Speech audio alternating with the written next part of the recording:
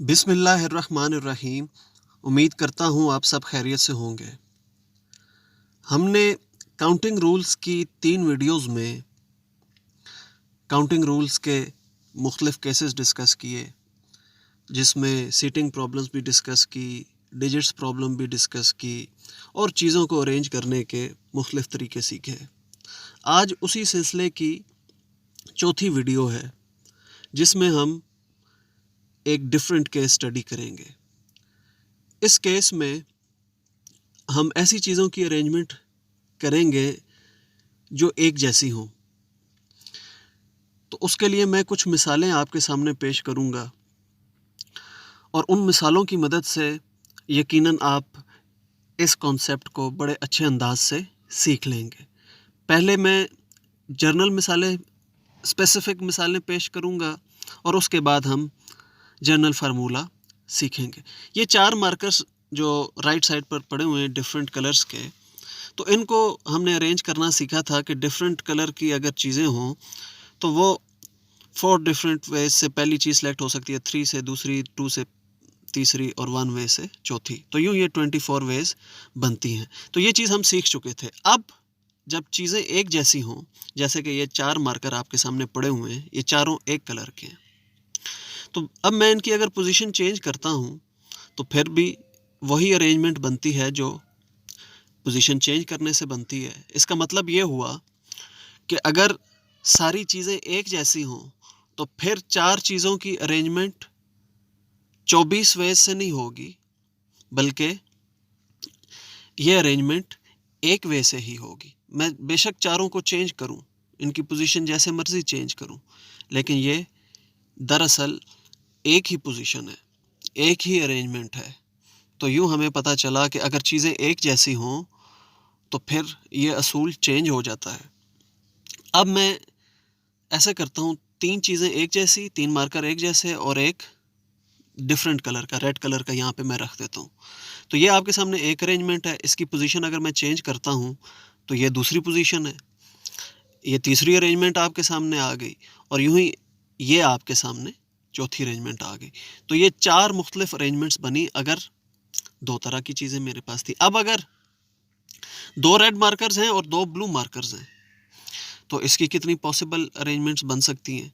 तो इसके लिए मैं ज़रा आपके सामने ये पोजीशन लिख रहा हूँ। दोनों ब्लू, पहले 2 ब्लू हों, फिर 2 रेड हों, उसके बाद 2 रेड और 2 ब्लू, ये दूसरी अरेंजमेंट है।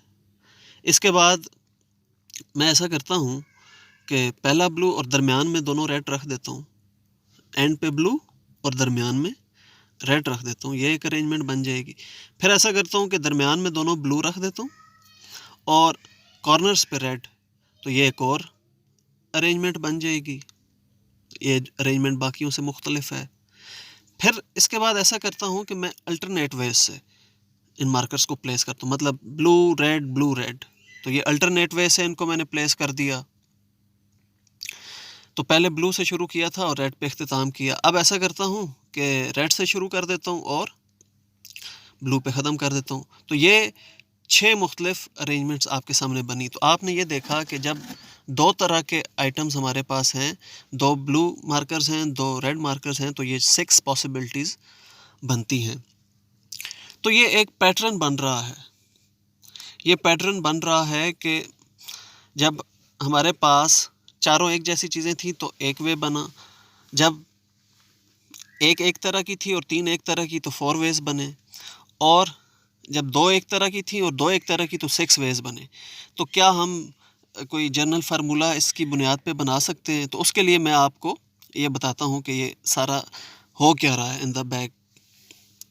ये देखिए कि जब 4 चीज़ें हैं तो उनको 4 फैक्टोरियल वे से अरेंज किया जा सकता है, लेकिन वो चारों अगर एक जैसी हों तो हम 4 फैक्टोरियल से उसको डिवाइड करते हैं। तो ये हमारा आंसर आया 1।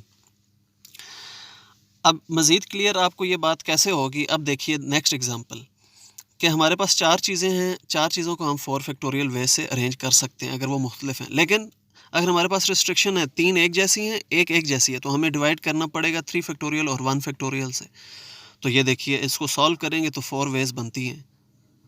और इसी तरह 4 चीज़ें मुख्तलिफ हों तो वो 4 फैक्टोरियल वे से अरेंज हो सकती हैं, लेकिन 2 अगर एक तरह की हों, जैसे 2 ब्लू मार्कर्स थे और 2 एक तरह की यानी कि 2 रेड मार्कर्स, तो उनसे डिवाइड करें तो ये 6 वेज बनती है।